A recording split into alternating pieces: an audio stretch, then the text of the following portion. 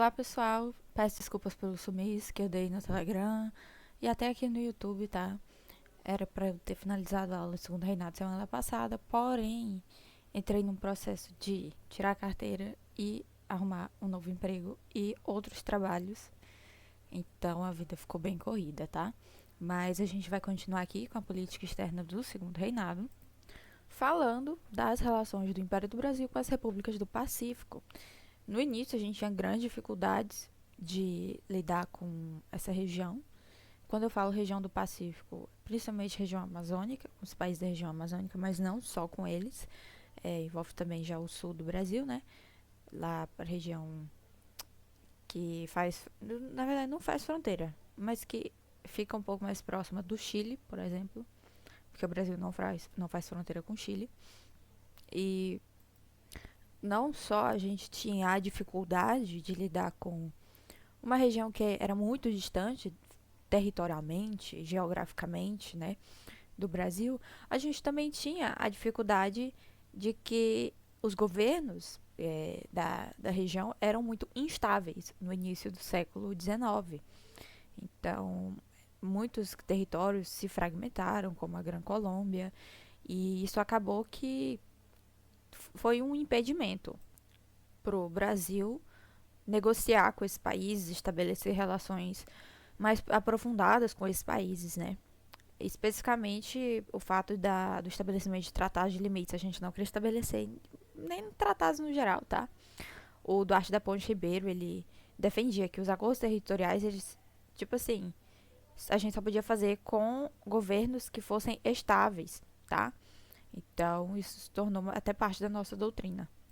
Tanto é que ali na década de 1830, 1840, o Brasil ele não fez tratados, ele negou a, o estabelecimento de tratados, se não me engano, com o Peru, com a Colômbia, sabe? Porque eram países que não estavam ali 100% estáveis.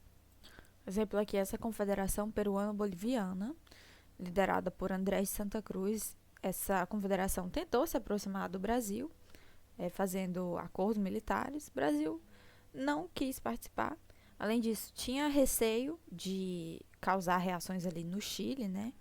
De comprometer a própria autonomia e acabou que não deu em nada. Para quem não sabe, o Chile e o Peru, eles foram países com os quais o Brasil teve relações diplomáticas inicialmente muito fracas, tá?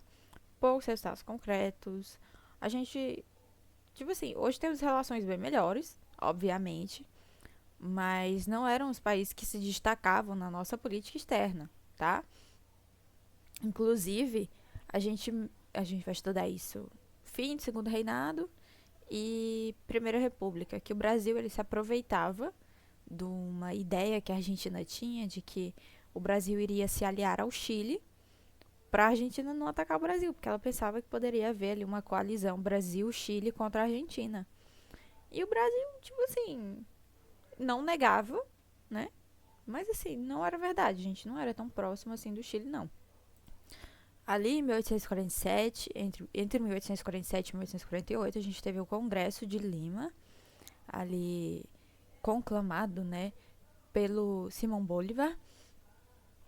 Ocorreu ali num momento em que a América Latina estava temendo os avanços imperialistas dos Estados Unidos, porque os Estados Unidos estavam ali na área do Prata, ou do Prata não, perdão, do Caribe, né, norte da América do Sul, e também da França, que estava na Amazônia, né? Então eles estavam botando assim uma pressão colonialista sobre a gente. Aí nesse congresso o Brasil até tentou participar, mandou gente, e aí chamou ela de volta, a pessoa que não tinha nem chegado lá, e quando foi mandar outra pessoa, o congresso acabou. E a principal consequência, sim, aí o congresso reuniu Peru, Chile, Bolívia, Equador e Nova Granada. Não gerou grandes acordos, assim, amplamente ratificados, mas o Congresso defendeu o princípio da livre navegação do Amazonas.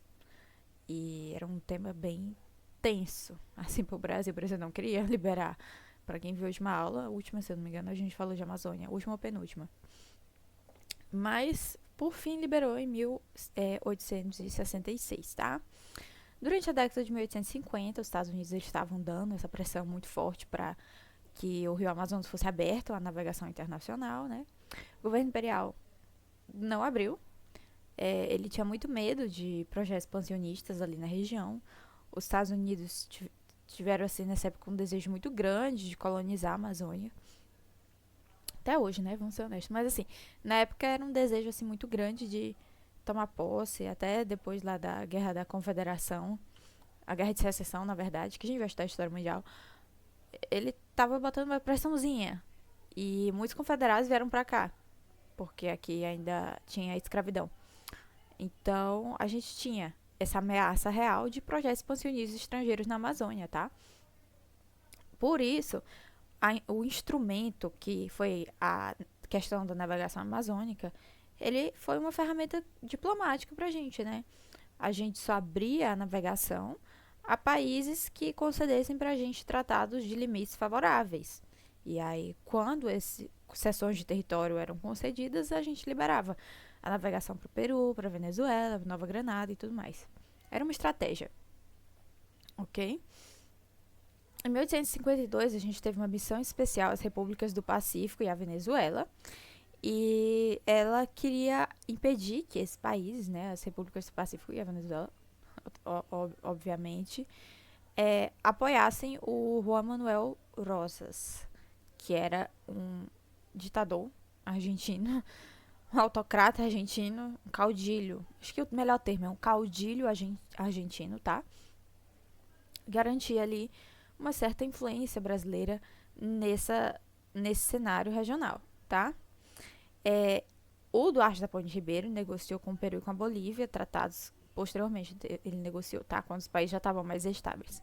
Tratados baseados no último possidetis, que é você possuir o que de fato tem. E Miguel Maria de Lisboa, ele atuou junto à Venezuela, à Colômbia e ao Equador. Só que nessa época muitos acordos não foram ratificados. A questão de fronteira só foi realmente assim definida na República, ok? Com o Barão do Rio Branco.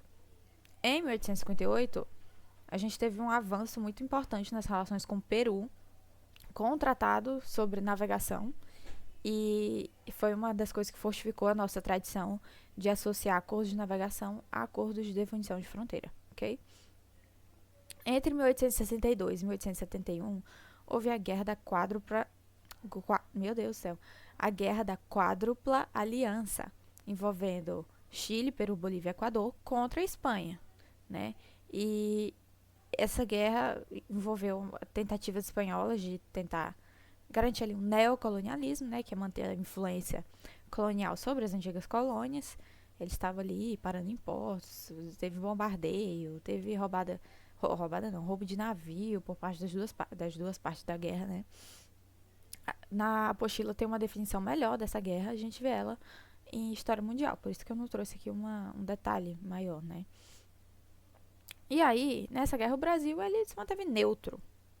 Falou que não ia se meter. Só que ele deixou que navios espanhóis parassem ali no Rio de Janeiro para se consertarem, que eles estavam danificados, né, pela guerra. E aí o Peru e o Chile criticaram a gente, né? Teve um momento de tensão diplomática, mas nada além disso. Não teve rompimento, não. Ok? Não por causa disso. Na Guerra do Paraguai, as repúblicas do Pacífico ficaram desconfiando do Brasil, com medo do Brasil ser uma potência militar, ser tenso, assim, né? Principalmente porque houve a divulgação das cláusulas que eram secretas do Tratado da Tríplice Aliança. E essas cláusulas mostravam que o Brasil tinha intentos expansionistas sobre o Paraguai, né? E aí isso meio que causou certa desconfiança por parte dos países do Pacífico. E isso foi uma coisa, na verdade, que o Brasil acabou sofrendo em toda a América por causa da violência desse conflito, tá? A gente vai ver quando for estudar a Guerra do Paraguai. Além disso, durante a guerra ainda, em 1867, o presidente peruano, Mariano Ignacio Prado, ele criticou o Brasil, falou mal da guerra do Paraguai, né? E aí o Brasil rompeu relações com o Peru. E teve o protesto do representante brasileiro lá no Peru, Adolfo de Van Arren. Eu não sei falar esse nome, galera. Peço desculpas aí pra quem sabe e tá horrorizado pela minha pronúncia. E as relações só foram estabelecidas em 1869, ok? Alguns livros falam que esse rompimento aconteceu em 1866, Mas eu sei que o que aconteceu foi a crítica do presidente. O rompimento, talvez a questão traga 866 ou outras 867, ok? Aí, pessoal, depois da Guerra do Paraguai, o Brasil, ele reorganizou ali a diplomacia regional, falou, olha, gente, acabou a guerra, não sou esse monstro todo, né?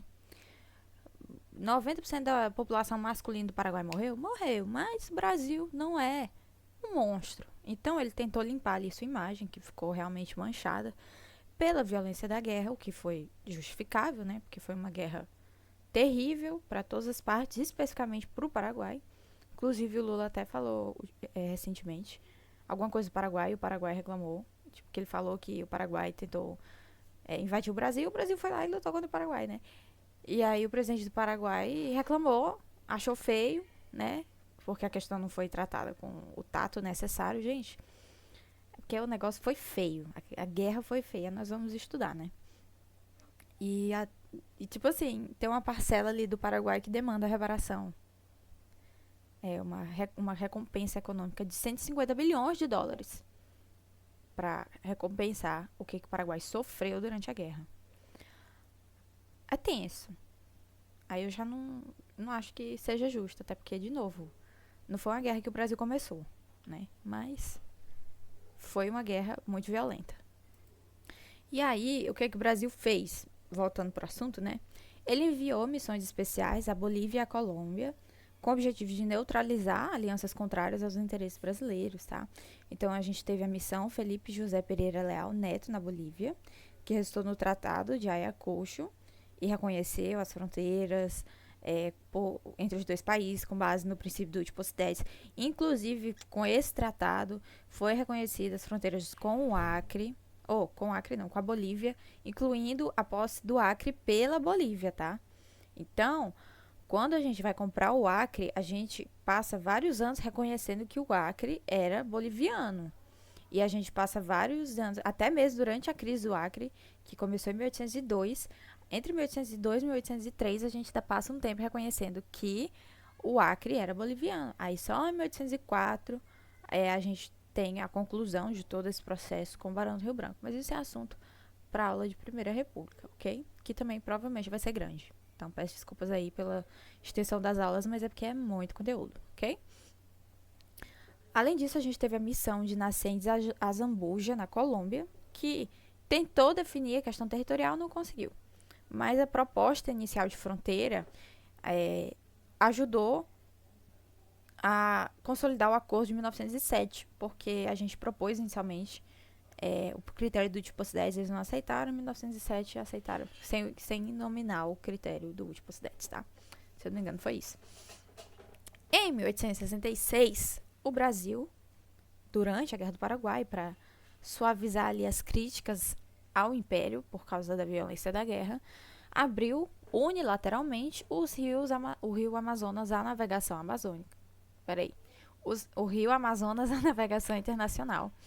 E abriu essa navegação aos países ribeirinhos que estavam ali a montante do rio. Isso diminuiu pressões internacionais, tá? Então, os países ribeirinhos tinham, sim, acesso livre para andar pelo rio Amazonas. Na segunda Conferência de Lima, entre 1864 e 1865, em que houve discussões ali sobre as ameaças externas na América Latina, que eram basicamente as ameaças europeias e americanas, e a gente tem como grandes exemplos a intervenção francesa no México. Gente, foi uma coisa absurda. O México foi invadido pelo Maximiliano III, um austríaco que fundou um império no México e falou que ali agora era território europeu dele. Eu fiquei, quer dizer, cara, até hoje eu fico assim incrédula, né? Claro, não prosperou. Depois Maximiliano apanhou que só e foi morto. E esse evento, que foi ajudado pela França, tá? A França enviou tropas para o México, ajudou a derrubar Napoleão III. Sim, era da família do Napoleão, não era Napoleão Bonaparte. Napoleão III era o sobrinho de Napoleão. E aí, essa perda, né, foi um dos fatores que levou à queda dele. A gente vê isso em história mundial. Mas, assim, falando pra vocês que muita coisa que acontece no Brasil e na América do Sul tá completamente interligada. em um nível ou outro aos acontecimentos de história mundial. São matérias que você acaba tendo que estudar de forma interligada, mas não estou estudando aqui porque é muito difícil para mim. Esse trabalho aí vai ser de vocês, tá? E também a gente tinha presença espanhola, né, no Pacífico, lembrando. Opa, bati aqui no meu microfone. Lembrando, tivemos a guerra da quádrupla aliança. Eu acho esse nome difícil de falar, gente. Minha dicção não é das melhores. E tipo assim, tendo todas as ameaças, o Brasil ele não participou da segunda conferência de Lima. Por quê? Porque ele não queria conflito com a Espanha. Porque não já bastava ele tá brigando ali na Guerra do Paraguai, que já tinha começado que a guerra, né, em 1864 e 1865. Ele se meter numa conferência que ia fazer que a Espanha desgostasse dele. Não. Não era hora. Não era hora, entendeu? Do Brasil se meter nisso, na visão do Império. Depois que a Guerra do Paraguai acabou, aí a gente teve uma melhora nas relações com as repúblicas do Pacífico, tá?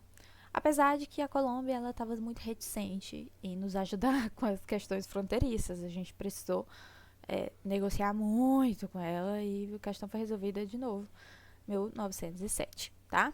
Durante já a década de 1870, o Brasil ele não participou de alianças regionais, até porque ele tinha acabado de sair de uma aliança regional que tinha falhado miseravelmente, que foi a Tríplice Aliança, que ele quebrou, tá? Para fazer um acordo unilateral com o Paraguai. A Argentina ficou puta da vida, perdão pelo xingamento, tá? Normalmente eu nem xingo, mas ficou pistola da vida e deu um mó bafafá com a Argentina. Teve até ameaça de guerra que não aconteceu nada, porque os dois países tinham acabado de sair de uma guerra e não queria mais. Então ele preferiu preservar a autonomia diplomática dele, né? O Brasil que eu tô falando. Rejeitou a ideia de equilíbrio de poder, que era uma ideia muito presente na Europa, e a gente vai ver isso estudando história mundial, a gente vai entender o que foi o concerto europeu, como ele causou muitas guerras e inevitavelmente levou à Primeira Guerra Mundial. E eles não queriam, o Brasil não acreditava nisso para a América do Sul. Ele resolveu, já tinha se estabelecido como nação, já tinha resolvido o problema de ameaça externa com a consolidação de tratados regionais, resolvido entre aspas, né? Mas já tinha lidado bem com a indefinição de territórios aqui na América do Sul, estava relativamente ok, estável. Era uma grande potência na América do Sul, tinha acabado de vencer uma guerra, foi uma vitória amarga, mas foi uma vitória. Então, resolveu ficar quieto no seu canto, não se meter mais com outros países, não entrar em alianças regionais para não causar desconfiança de outros países, tá? Com a Guerra do Pacífico, uma guerra posterior, não é a Guerra da Quádrupla Aliança, essa guerra do Pacífico envolveu o Chile, Peru e a Bolívia. O Brasil falou que era neutro, ficou o conflito inteiro neutro e ninguém reclamou, tá? A Guerra do Pacífico, ela envolveu ali, eu trouxe até a explicação, né? Porque pode cair em História Mundial. E eu acho que eu falei dela também. Eu acho que eu vou falar dela em História Mundial, mas eu não tenho certeza se eu tenho já no meu caderno. Então, posso esquecer, vou deixar aqui. Qual foi a origem da Guerra do Pacífico? As disputas econômicas pelos controles da reserva de salitre no Atacama, no deserto do Atacama, lá no atual território do Chile, e que foram intensificados pela cobrança boliviana de impostos sobre empresas chilenas em desacordo a tratados anteriores. Por quê? Porque a Bolívia começou a cobrar um imposto retroativo. Então, as empresas chilenas estavam explorando o salitre, né? Há bastante tempo. E aí, a Bolívia foi instituir um imposto sobre a produção, né? A extração. E tá tudo bem, pode fazer. Só que o imposto não era da produção a partir daquele momento. Era uma produção retroativa. Então, as empresas tinham que pagar um imposto do que elas retiraram nos anos anteriores. Isso aí foi um caos. Chile falou, ridículo. Meu amigo, você está louco? E a Bolívia falou, louco está você, querendo pegar o meu salitre e não me pagar nada. Aí o Peru tentou falar, não, galera, vamos ser amigos. Só que o Peru tinha um tratado secreto de aliança militar com a Bolívia. O Chile olhou e falou, vocês estão querendo se juntar contra mim, entendeu? E começou o conflito, né? Invadiu lá um monte de terra, e teve bomba lá, e bombardeio para cá, e navio, e enfim, caos na América do Sul. Com o final da guerra, depois de 5 anos de guerra, mais ou menos, gente, talvez vocês estejam ouvindo meu gato miando, tá? Eu peço desculpas. Já eu abro a porta para ele. O Chile saiu vitorioso, tá? Se tornou ali a principal potência militar das repúblicas do Pacífico, uma das maiores da América do Sul. A Bolívia perdeu território e perdeu a saída para o mar, que até hoje ela pede essa saída para o mar e ela não vai receber, infelizmente, né? E o Peru também perdeu território. O Chile se esticou todinho, sabe? Hoje a gente olha pro Chile, ele é um bifezinho, bem fininho, um filezinho, né? É por causa dessa guerra, em parte. Gente, abri a porta pro meu gato. Se ele miar de novo, peço desculpas. Quem tem gato sabe que gato não é adestrável. É muito difícil adestrar um gato. E eu não tenho o talento nem a paciência para adestrar os meus, tá? Queria poder, mas não consegui. E eles são enormes de gordo e eu olho para eles e eu dou comida para eles que eu fico com pena, enfim. Todo um negócio. Voltando aqui pro assunto. O Brasil, neutro durante toda a Guerra do Pacífico, né? Essa neutralidade não foi contestada. A única coisa que o Brasil fez foi participou de algumas comissões internacionais que buscavam indenizações pelos países neutros também que haviam sido prejudicados. Porque, querendo ou não, depois de uma guerra assim, que envolve vários países e territórios, acaba que um navio mercante é bombardeado sem querer. Um país neutro é proibido de comercializar com outro país, sendo que ele tem esse direito. Há um boicote, há um embargo, entendeu? Há uma tomada de navio sem que ter. Sempre tem alguma coisinha, principalmente naquela época, né? Pirataria, enfim. Então, é nesse sentido, tá? Que o Brasil participou em coisas relacionadas a esse conflito. Nos anos 1880, a crise interna do Império diminuiu. A crise interna, a gente tá falando já da crise da monarquia, tá? Diminuiu a capacidade de atuação diplomática do Brasil e levou a um período ali de retraimento nas nossas relações com os países sul-americanos. Para finalizar aqui essa parte de repúblicas do Pacífico, a gente vai falar agora de dois eventos que também são interessantes saber. Pode cair no TPS. Entre 1800 e 1884, a Colômbia quis submeter as disputas fronteiriças com o Brasil à arbitragem internacional. O Brasil negou. A gente tem que lembrar, né, que a arbitragem ela só viria em última instância. Só que não foi só por isso. A gente também tinha pendências territoriais.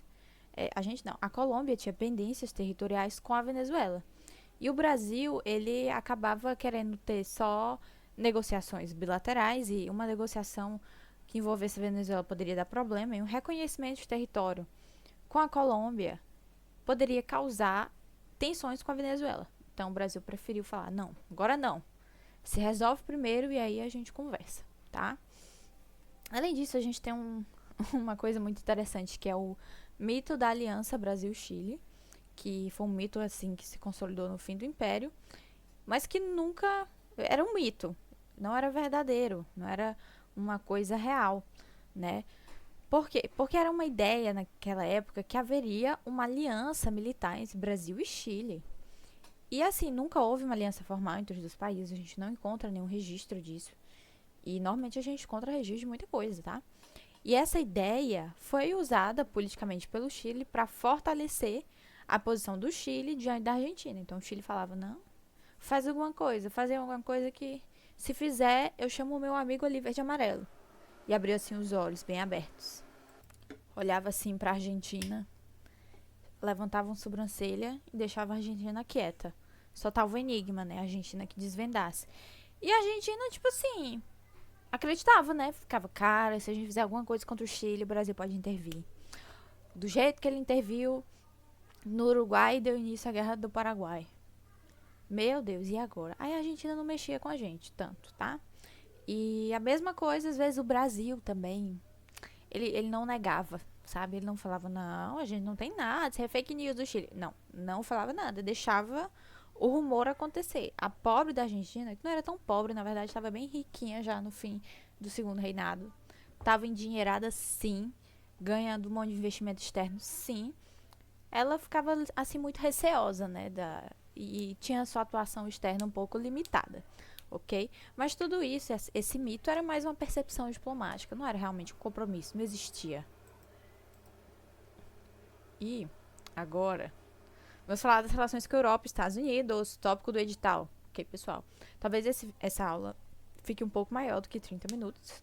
Tô pagando o Canva Pro pra fazer as edições de vídeo, tá? E eu tô fazendo isso porque, gente, é muita coisa. É muita coisa. Estamos na página 48. 25 minutos de aula, eu só passei 4 páginas. Pois é.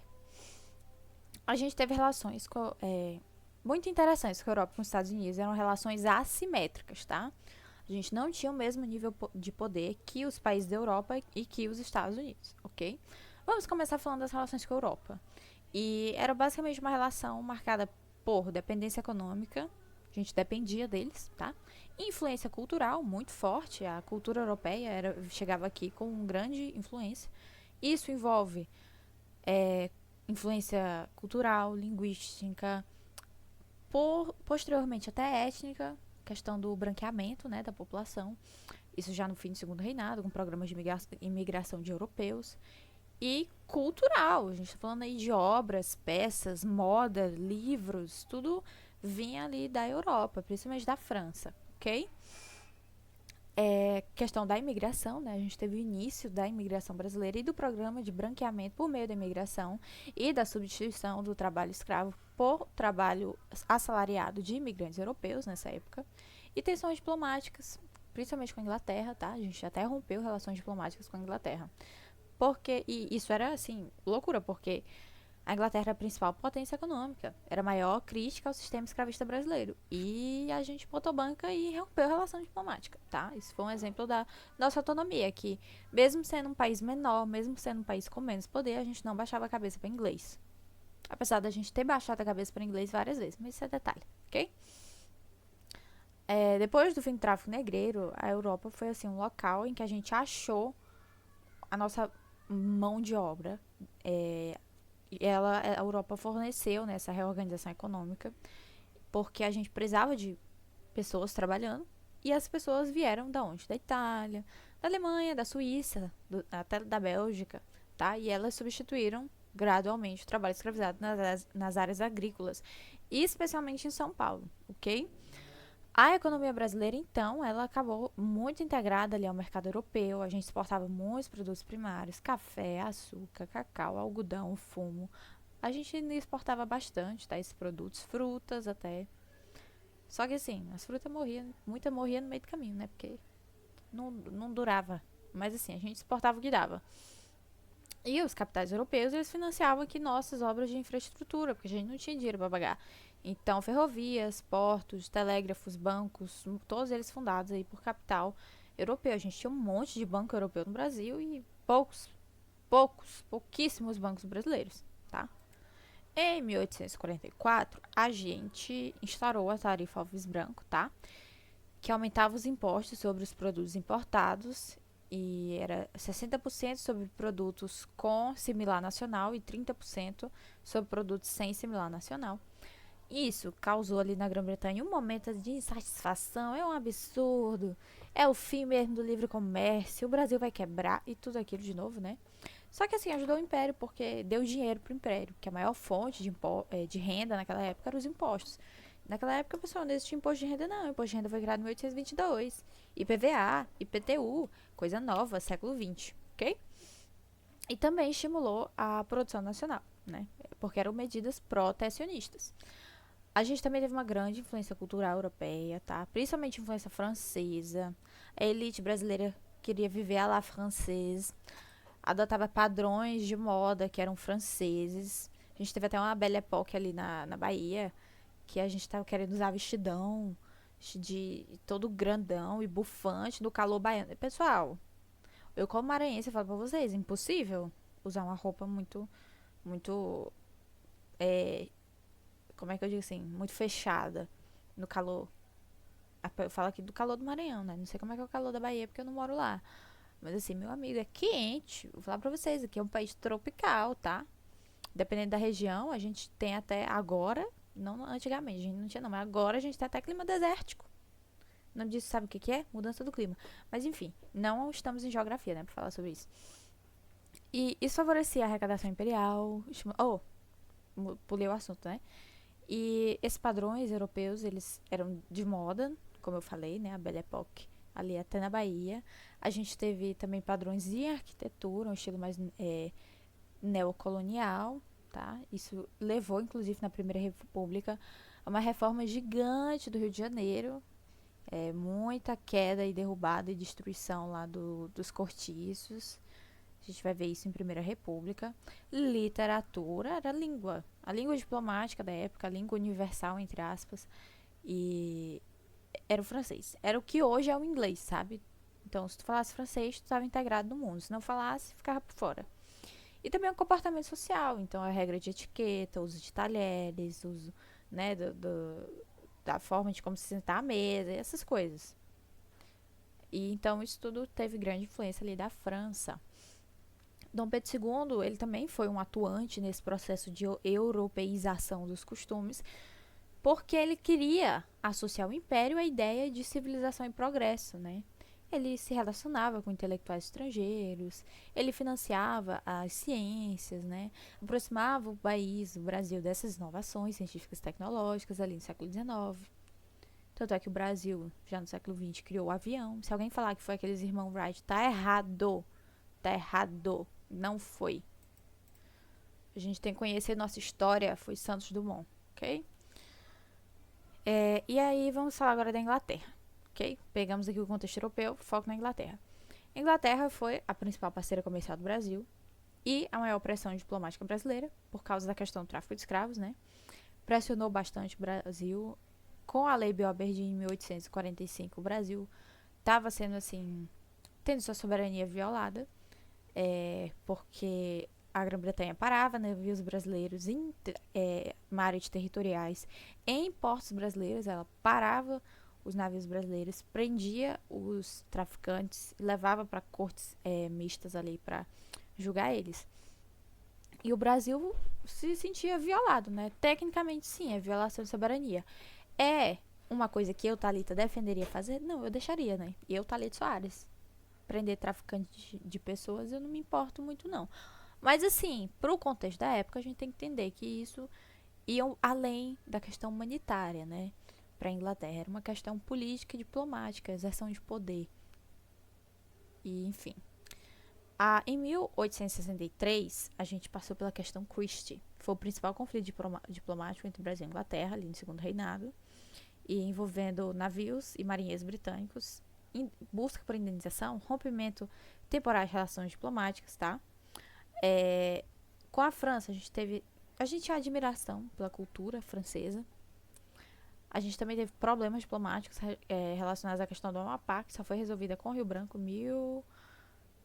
eu não lembro se foi em 1895 ou foi em 1900. Não lembro agora. Mas a gente vai estudar em Primeira República. Porque os franceses estavam reivindicando territórios ali. Entre os rios Oiapoque e Araguari. A gente tá falando que o rio que delimitava a fronteira era o rio Oiapoque. Não era. Era outro rio que ficava mais ao norte. Então o território era nosso. Ok?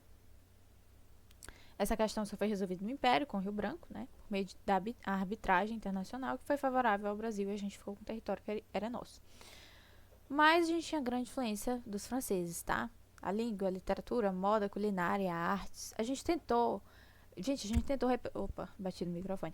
A gente tentou reproduzir o escargot com o caramujo brasileiro. E, tipo assim, ficou tenebroso de ruim. Caramujo brasileiro não, acho que a gente importou um caramujo africano, pra ser honesto. E aí não deu certo e a gente soltou e ele virou uma praga. Entendeu? Uma coisa assim tenebrosa. É de rir pra não chorar. Isso tudo era muito forte na Academia Imperial de Belas Artes, tá? Era aquele antro ali da arte, da cultura. Enfim. Brasil e Portugal, eles tiveram relações que foram marcadas por uma aproximação diplomática, né? Tipo assim, houve aquela separação entre coroas, mas com a ascensão de Dom Pedro ficaram amigos, Brasil e Portugal. Havia aquela afinidade dinástica, né? Era a dinastia de Bragança que estava ali com esse grande império nos trópicos, esse império tropical, né? Houve uma grande reconstrução ali dos vínculos depois do período da independência. Dom Pedro ele trouxe uma estabilidade maior. O Brasil e Portugal eles fortaleceram essas relações porque eram duas monarquias, tinham comércios ali que se complementavam, assinaram o Tratado de Navegação, já lá em 1825, que ajudavam a outra, a gente tinha muitos comerciantes portugueses atuando aqui no Brasil. E claro, os laços culturais eram muito fortes. E tipo assim, como eu falei, tinham comerciantes aqui, e essa presença portuguesa no nosso comércio levou a muitas mazelas, muitas tensões sociais, incluindo a Revolução Praieira, que um dos motivos era que o pessoal queria que houvesse uma nacionalização do comércio nos portos, tá? E do comércio de varejo também. Então, assim, a gente vê que havia problemas para o Brasil, mas havia aproximação com Portugal, tá? A gente também teve uma forte imigração portuguesa a partir da década de 1870, fortalecendo aí vínculos não só culturais e dinásticos, mas também humanos, ok? Isso causou ali uma ampliação na circulação dos escritores. Gente, como é que é o nome daquele escritor do poema? Minha terra tem palmeiras, onde canto sabiá. As aves que aqui gorjeiam, não gorjeiam como lá. Meu Deus, ele era de São Luís, não, era do Maranhão. Não sei se era de São Luís, mas eu sei que ele era brasileiro, maranhense. Gente, é um nome muito simples, eu não tô lembrando agora, tá na ponta da língua. Foi pra Portugal, quando veio voltar, escreveu isso nas viagens dele. Quando veio voltar, morreu no litoral, porque o navio naufragou. Foi Gonçalves Dias. Gonçalves Dias, pois é. Então a gente via que havia essa circulação, né, de intelectuais. Isso é muito legal. Com a Espanha, a gente tinha uma convivência diplomática estável, a gente prezava por essa estabilidade, tanto é que a gente não se envolveu ali na guerra da quádrupla aliança. Não, da guerra não, meu Deus. A gente não se envolveu no segundo congresso de Lima, justamente para não causar tensão com a Espanha, né? E a gente buscava resolver questões territoriais e ampliar o comércio bilateral. A gente tinha que lidar com as reivindicações espanholas e também hispano-americanas ali nas nossas fronteiras, né? A gente tinha assinado já na década de 1880 tratado de navegação e comércio com a Espanha. Isso facilitava o comércio entre os dois países, principalmente o intercâmbio, né, entre o mercado cafeeiro brasileiro e os portos espanhóis. Então a gente viava para os portos de lá. A Espanha via o Brasil como um exemplo de estabilidade política, né? Era uma monarquia. Olha só, estável aí, vários anos já de governo de Dom Pedro II. E isso era um contraste muito grande com os conflitos e as guerras internas e civis da América Espanhola, ok? Eu não sei se vocês leram o livro, eu não li, eu sabia a série. Me julguem, mas, enfim, não tive o tempo ainda de ler, que é 100 anos de solidão. E, pô, pessoal, como é que eu explico o que eu tô na cabeça? Calma aí. O Gabriel Garcia Marques, ele escreveu esse livro com base nas histórias das repúblicas hispano-americanas. Eu vi a série, né? Muita gente falou que o livro é melhor que a série, e deve ser mesmo, mas não li o livro ainda. Mas assim, vendo a série, você vê aquele clássico conflito entre os conservadores, os liberais, os republicanos e os unitários, sabe? O surgimento dos caudilhos, da luta pela autonomia, a luta pelo fim do centralismo político. Você vê aquilo, entendeu? Então, eu acho que é uma série, caso você não tenha tempo de ler o livro, ou você não tenha condições mentais ainda de ler o livro, porque querendo ou não, gente, livros assim, mais clássicos, daquela literatura ainda do século XX, calhamaço, a gente fica com preguiça, né? Assistam a série é muito boa. Ela dá um contexto interessante pra vocês. Se eu não me engano, já caiu 100 anos de escravidão, escravidão não, meu Deus, 100 anos de solidão na prova do português, do CACD de português. Então, acho que vale a pena você saber pelo menos o contexto, assim, da obra, sabe? Mas vai que você acerta uma questão do livro porque você viu a série. Só pra saber o contexto do que fala. Pois é uma boa. E, enfim. As relações do Brasil com a Alemanha foram marcadas basicamente, gente, pela imigração, né? Pela navegação ali, principalmente por causa do comércio e imigração, e pelos vínculos culturais. Só que não era tão importante quanto as relações com a Inglaterra e a França. Inclusive, a gente tinha propaganda, né, para imigrantes, que a gente fazia lá na Alemanha, e só que os caras chegavam aqui, vinha tudo pago, só que eles ficavam com a dívida, e as condições de trabalho eram tenebrosas. E aí a Alemanha e a Itália também proibiram a migração para o Brasil por causa das denúncias dos imigrantes. Falaram, pô, aqui eles tratam a gente que nem lixo, ó. E assim, a gente teve esse incentivo à imigração alemã a partir de 1850. Nessa época, quando eu falo alemã, não é do país Alemanha, porque o país nem existia ainda, tá? Ele só foi unificado em 1871. Então, quando eu falo Alemanha, é tipo da região germânica, Prússia. Era Prússia, tá? E isso ajudou demais na formação das colônias do sul. Tanto é que hoje você tem imigrantes, descendentes de imigrantes alemães ali no sul pra dar e pra vender. Você vai falar com um sulista, muito provavelmente ele vai ter um sobrenome alemão.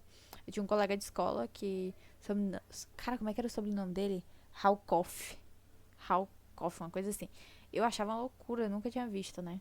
Gente, sou do interior do Maranhão, então pra mim era novidade, tá? Quando eu era criança, claro. Depois de crescida a gente vê uma maior integração, mas assim, quando eu era criança, pra mim, aquele sobrenome era uma loucura. Que sobrenome estranho. Eu sou acostumada com um Silva, um Oliveira, entendeu? Um Souza e tudo bem. Sobrenomes portugueses e brasileiros eu sou mais acostumada, mas esses outros eu não era não. Enfim, divergi demais do assunto, peço desculpas.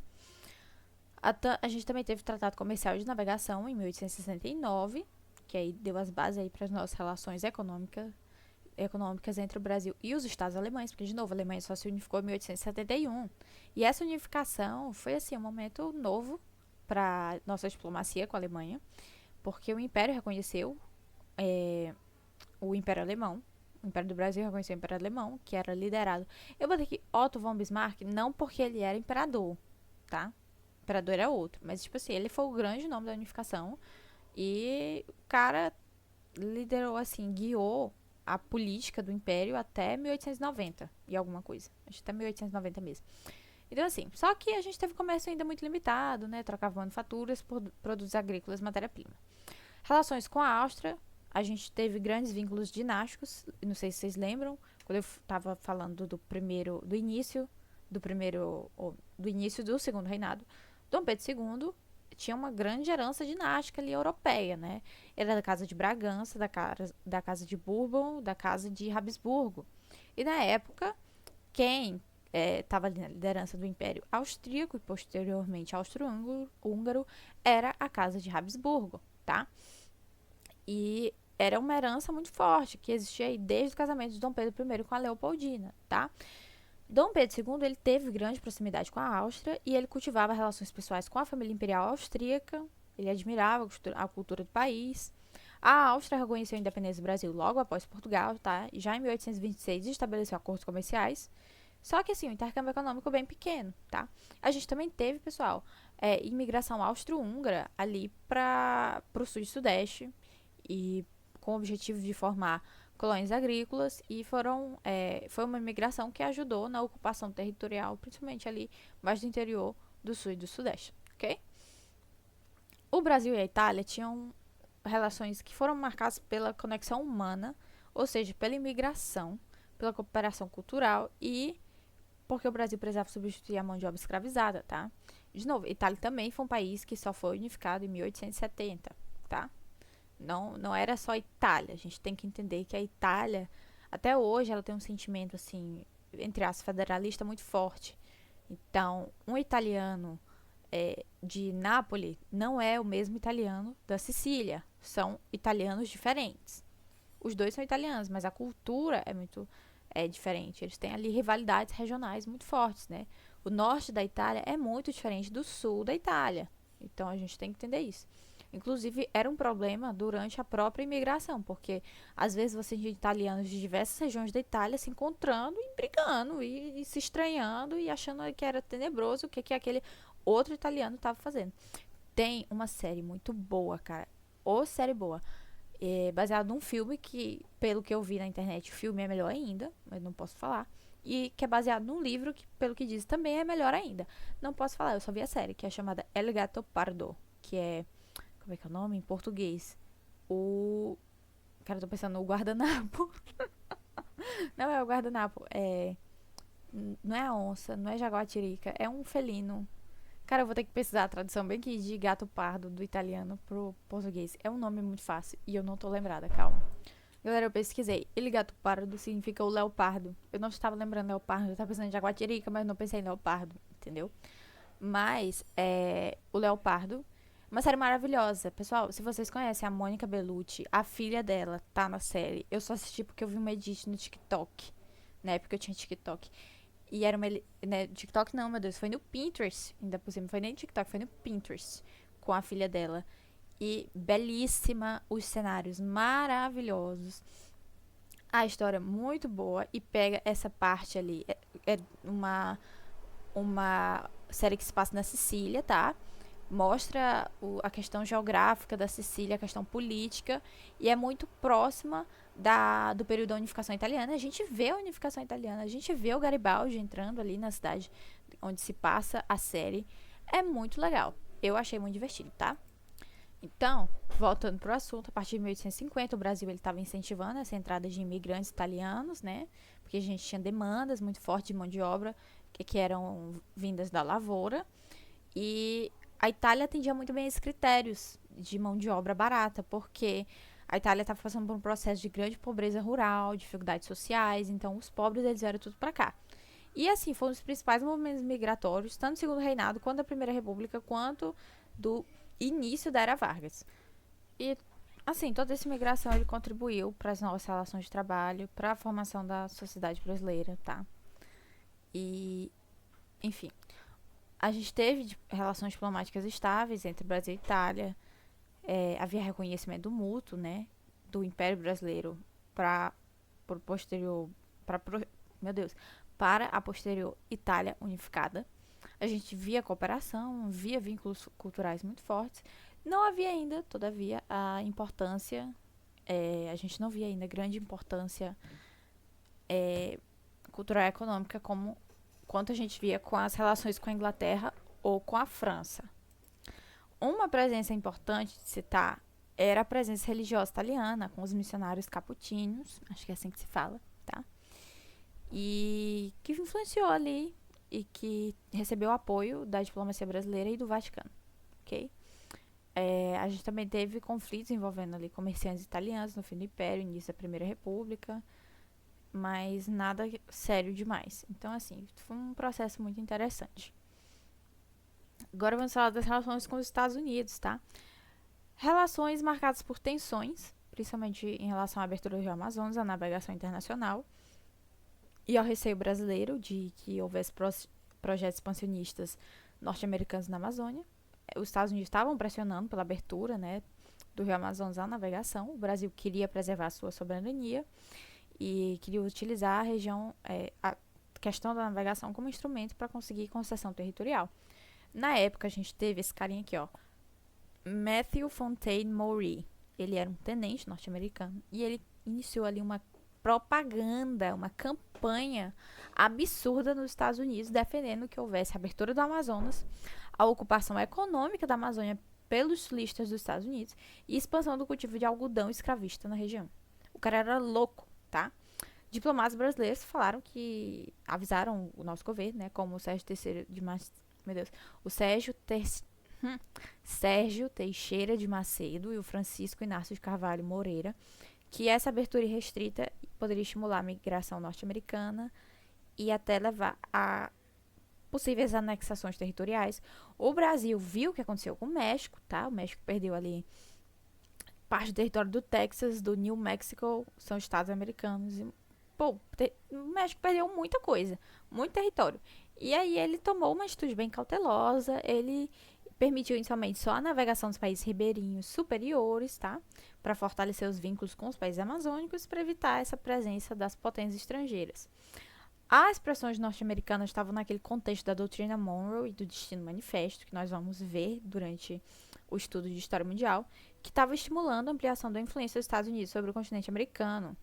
Em 1852, o tenente Maury, ele defendia até a criação de uma república amazônica, com base naquele processo de expansão territorial norte-amazônico, de colonização mesmo da terra, de briga com povos indígenas. E ele estava associando a Amazônia com os interesses econômicos algodoeiros e escravistas dos estados do sul dos Estados Unidos, tá? A gente vai entender por que é o sul dos Estados Unidos especificamente em História Mundial. O governo brasileiro não aceitou tratados de comércio e navegação, que foram apressados pelo William Truesdale durante a década de 1850. Ficou adiando as decisões, aquela diplomacia quase que da fraqueza, mas aqui na verdade era uma diplomacia mais autônoma e postergou até onde deu. Dom Pedro I, na cabeça dele, para ele, só podia liberar a navegação do Amazonas quando houvesse efetiva posse territorial brasileira da região, tá? Em 1861, começou nos Estados Unidos a Guerra de Secessão entre o norte, que lutava, entre aspas, pela liberdade e era industrial, e o sul, que era agrícola e escravagista. E essa guerra, assim, não digo nem que quebrou os Estados Unidos, porque fortaleceu bastante o norte, mas, assim, causou muitos gastos nos Estados Unidos e reduziu o interesse norte-americano pela Amazônia, tá? O Brasil ficou neutro no conflito, né? Só que ele reconheceu os direitos de beligerância, ou seja, direitos de guerra, tá? Dos navios confederados. Então, os navios que eram do sul, que eram dos caras que apoiavam a escravidão, o Brasil tava lá, esses navios de guerra vão receber o tratamento, né? São neutros, não vão ser, não vai pedir para sair do território nacional e tudo mais. Depois da guerra, cerca de 3 mil ex-confederados migraram para o Brasil, porque aqui a gente tinha terra e escravidão. Então, né? A gente sabe que a gente utilizou a abertura da navegação amazônica como instrumento diplomático para ter melhores acordos de fronteiras. Somente liberamos o rio à navegação internacional em 1866, com uma posição mais consolidada ali do território, ok? Durante a Guerra do Paraguai, os Estados Unidos eles eram neutros, mantiveram neutralidade oficial, só que tinham certa simpatia ali pelo Paraguai, né? Em 1867, tentaram mediar um cessar-fogo, coisa que o Brasil não aceitou.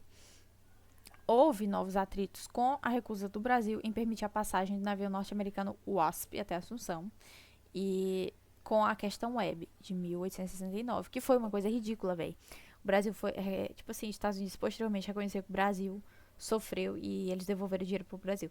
Mas o que aconteceu? O diplomata norte-americano James Watson Webb, ele estava aqui no Brasil, era representante americano no Brasil, falou que o Brasil tinha que dar indenização por prejuízos que os navios americanos estavam sofrendo no meio dessa guerra toda. E aí, quando o Brasil falou, não é assim que funciona, não. Rompeu as relações diplomáticas com o Brasil. E o Brasil antes já tinha pago várias quantias de dinheiro por causa desse Webb. Ele atuou de forma repetida, de forma reiterada, tirando dinheiro do Brasil, né? Essa atitude dele foi anulada posteriormente pelo governo norte-americano. Houve o restabelecimento de relações diplomáticas. Houve a indenização que o Brasil recebeu. Foi 94 mil dólares na época. Porque os Estados Unidos reconheceram que o Brasil foi vítima de ameaças. Então ele olhou, não tá certo isso não, esse Webb era doido mesmo. Ele era um cara assim muito metido, tá? Muito prepotente, que olhava pro Brasil com inferioridade. Depois da Guerra do Paraguai, as relações entre Brasil e Estados Unidos ficaram mais cordiais, né? A gente teve expansão do mercado de comércio de café brasileiro, que se tornou liderança do nosso comércio só no século XX, mas aqui a gente viu o crescimento do mercado americano do café, tá? Em 1871, o Brasil, os Estados Unidos e a Grã-Bretanha participaram no processo relacionado ao caso Alabama. Esse caso, gente, foi muito importante para a história do Brasil, para a história mundial, para a política internacional e para direito internacional. No próximo slide eu acho que eu falo dele, tá? E Dom Pedro, ele indicou um árbitro brasileiro para o Tribunal Internacional que foi montado ali naquela época, responsável pela disputa. Em 1872, os Estados Unidos reconheceram que as reivindicações feitas pelo Watson Webb eram excessivas e devolveram para o Brasil 94 mil dólares que foram pagos indevidamente, tá? E houve, eu acho que vocês estão ouvindo minha família que tá vendo dorama, tá, pessoal? Houve também uma aproximação simbólica ali entre Brasil e Estados Unidos com a visita de Dom Pedro II à Exposição Universal da Filadélfia em 1876, que fortaleceu a imagem positiva do Império nos Estados Unidos e fortaleceu a imagem positiva de Dom Pedro como um homem assim financiador das ciências, um imperador sábio, inteligente, culto, intelectual, ok? Trouxe aqui o caso Alabama, que ele é muito citado em metade das matérias do CACD. Ele ocorreu entre 1871 e 1872, numa disputa entre os Estados Unidos e a Grã-Bretanha, depois da Guerra de Secessão, tá? Porque os norte-americanos, eles acusaram os britânicos de permitir a construção de navios usados pelos confederados. Então, tipo assim, os britânicos tinham construído navios e vendido eles aos federados. Opa, bati no meu microfone. O cruzador CSS Alabama foi o principal símbolo dessa controvérsia, porque esse cruzador, construído pelos britânicos, atacou os navios mercantes da União durante a guerra. Então, a União eram os unitários, tá? Que eram o pessoal do norte. Os confederados eram o pessoal secessionista, que era o pessoal do sul. E esse cruzador, que havia sido produzido pelos britânicos, causou prejuízo à marinha norte-americana. A disputa foi submetida a um tribunal arbitral, que foi muito bom, em Genebra, em 1871, e foi um marco histórico porque mostrou como duas potências, em vez de entrar em conflito por causa de um litígio, utilizaram a arbitragem como mecanismo pacífico de solução de controvérsias, tá? Em 1872, o tribunal decidiu a favor dos Estados Unidos e falou que a Grã-Bretanha devia pagar uma indenização de cerca de 15 milhões de dólares e meio por causa desses danos. Esse caso, ele fortaleceu o princípio da responsabilidade internacional dos Estados neutros, porque se o Estado é neutro, ele não tem que se meter na guerra. Não é para ele vender navio militar para uma das partes do conflito, tá? E também foi o caso que consolidou a arbitragem internacional como uma alternativa à guerra na solução de controvérsia. É melhor você resolver aquilo pela arbitragem do que você gastar dinheiro com uma guerra, tá? Essa decisão foi uma das bases ali do desenvolvimento do direito internacional como a gente conhece hoje, principalmente de regras sobre neutralidade e responsabilidade de Estados, temas que a gente estuda em direito internacional. E também ajudou na formação de mecanismos jurídicos internacionais posteriores, ok? Deixa eu ver aqui. Questões com o Reino Unido. Eu vou falar só agora das questões do Reino Unido e a gente vai encerrar, porque eu acho que a próxima aula vai ser sobre como um amigo meu chama o Prata of Thrones, que é as questões do prata. Muita atenção, pessoal. Recomendo que vocês podem ver a aula só uma vez, mas tipo assim, vejam com atenção, leiam a apostila, ela está detalhadíssima. Eu tive um cuidado extra especial com o conteúdo sobre prata, porque ele é confuso, é cansativo, é bagunçado. E é muita gente que muda de lado também. E muito país que muda de lado e que começa bem, termina mal, começa mal, termina bem. Ok? E é muito imprevisível tudo que acontece. Mas vamos focar aqui em questões com o Reino Unido, tá? A gente estava buscando maior autonomia diplomática em relação aos Estados Unidos. A gente queria abandonar os privilégios comerciais que eram dados aos britânicos, né? Uma coisa que já vinha ali do primeiro reinado. E a gente também estava lidando com tensões relativas ao tráfico negreiro. A gente teve o fim do Tratado de Comércio de 1827, ali em 1842, e isso permitiu que o Brasil adotasse medidas de maior independência econômica. Exemplo praxe foi a tarifa de Alves Branco, em 1844, elevando impostos de importações e fortalecendo a arrecadação e a proteção da produção nacional. Com a declaração de novembro de 1844, a gente extinguiu oficialmente os privilégios jurídicos que eram concedidos aos súditos britânicos no Brasil, porque eles tinham, gente, direito até juízes britânicos para lidar com problemas dele que eles causassem aqui no Brasil, tá? E isso simbolizou um fortalecimento da nossa soberania diante das pressões inglesas. Em 1845, a gente teve a promulgação da Bill Aberdeen, que autorizava a Marinha Britânica a prender navios que estivessem envolvidos com tráfico de escravos no Atlântico Sul inteiro. E, para o Brasil, aquilo era uma violação da soberania nacional. Só que, assim, mesmo com essa lei, a gente teve o auge do tráfico negreiro em 1848, com centenas de milhares aí de escravizados atravessando o Atlântico. Isso levou a Inglaterra a intensificar as ações contra a pirataria, contra o tráfico, né? Realizar apreensões de embarcações até já em águas e portos brasileiros. Então, o negócio estava feio. Em 1850, a gente publicou a Lei Eusébio de Queiroz, extinguindo oficialmente o tráfico transatlântico. O tráfico transatlântico de escravos no Brasil. E essa lei foi apresentada pelo governo imperial como uma iniciativa nacional, que não estava dependendo dos britânicos. Foi uma decisão nossa, sem pressão britânica. A gente tomou essa decisão quando a gente quis.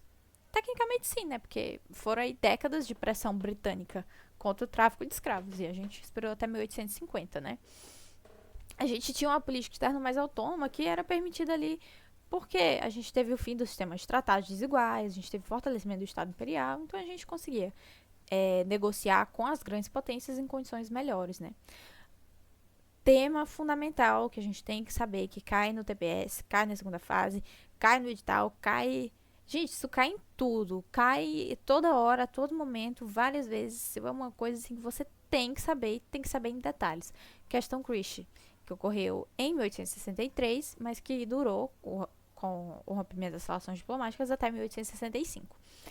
Foi o auge das tensões entre Brasil e Reino Unido, envolveu ali o naufrágio do navio Prince of Wales, que era um navio britânico, e a prisão de marinheiros britânicos no Rio de Janeiro. Com esse naufrágio e a prisão dos marinheiros, e no naufrágio, gente, o navio parece que foi, como é que eu digo assim, foi roubado, entendeu? Não é de hoje que, por exemplo, quando o caminhão tomba na rua e sai gente roubando a carga, isso não é de hoje, isso aconteceu na época também, o Prince of Wales naufragou, acho que em Santa Catarina o pessoal roubou a carga, e aí o diplomata britânico, William Christie, que olhava para o brasileiro como se fosse um ser inferior também, né, ficou revoltadíssimo. Além disso, marinheiros britânicos causaram ali um furdunço no Rio de Janeiro, eles foram presos. E aí, William Christie, ele queria indenização pelo navio e punições ao governo brasileiro, que ele achou aquilo muito feio, não é assim que você trata a Inglaterra. A Inglaterra, gente, bloqueou a Baía de Guanabara, tá? Apreendeu navios mercantes brasileiros, ameaçou bombardear o Rio de Janeiro. O Brasil, sob coação, pagou a indenização pelo saque do Prince of Wales, né? Mas exigiu desculpas britânicas porque viu que a soberania dele havia sido violada. E falou: vocês me desrespeitaram e eu quero pedido oficial de desculpas, porque também não é assim que você trata um país amigo.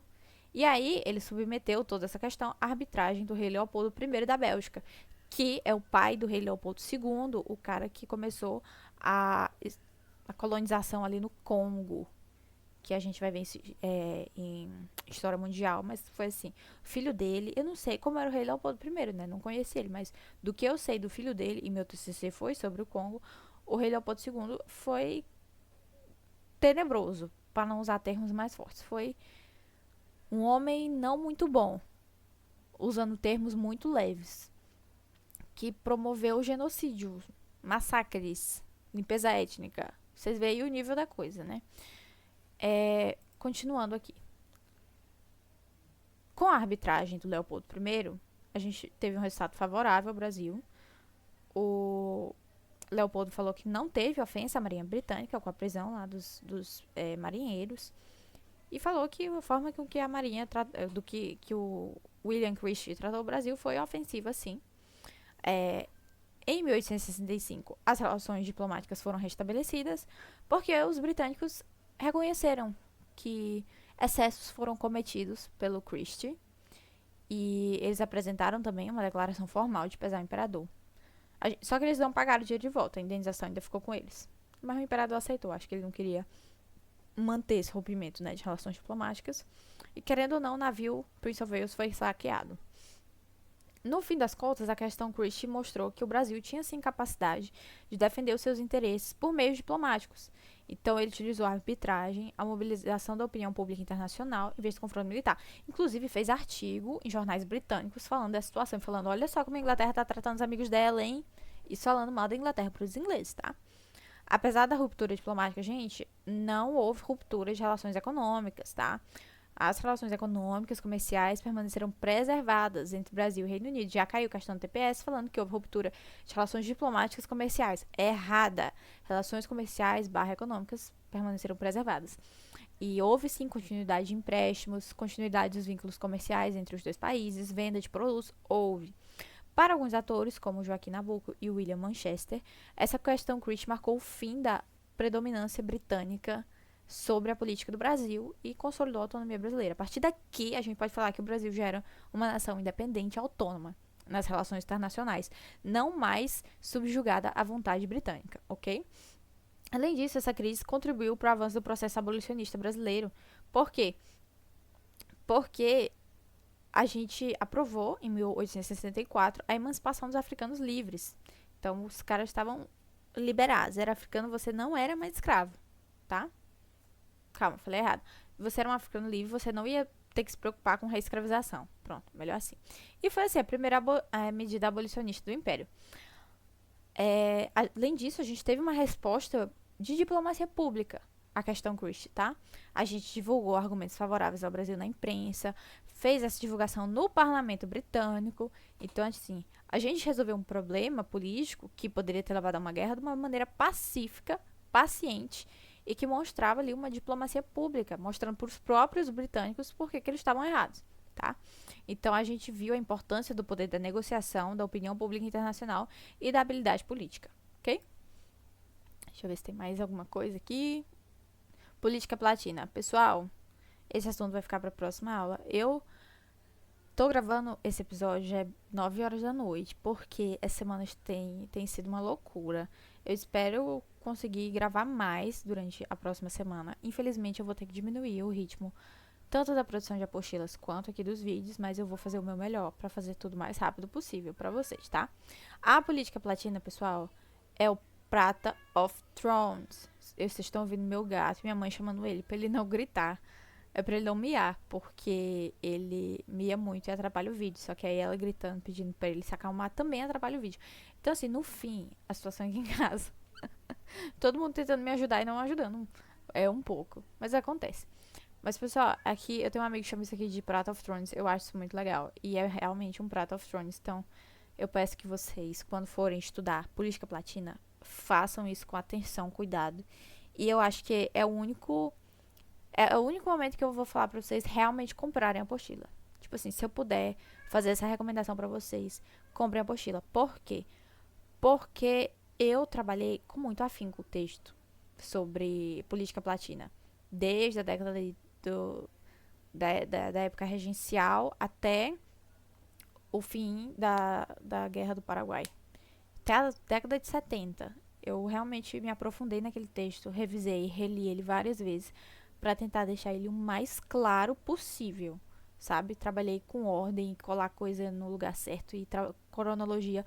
Usei fonte pra um caramba. Cansei de ler aquele texto. Então, se tem uma apostila que eu falo que vocês comprem, que vocês tenham que comprar, não é nem ter, né? Porque ninguém é obrigado a nada, mas assim, que eu recomendo fortemente vocês comprem é a apostila do Segundo Reinado para estudar a política platina, porque acaba caindo e já teve questão de segunda fase que pedia para você descrever a Guerra do Paraguai e os seus antecedentes. E você tem que saber o nome das pessoas, você tem que saber quem é Juan Manuel das Rosas, quem é Venâncio Flores, quem é Mitre, Bartolomeu Mitre, né?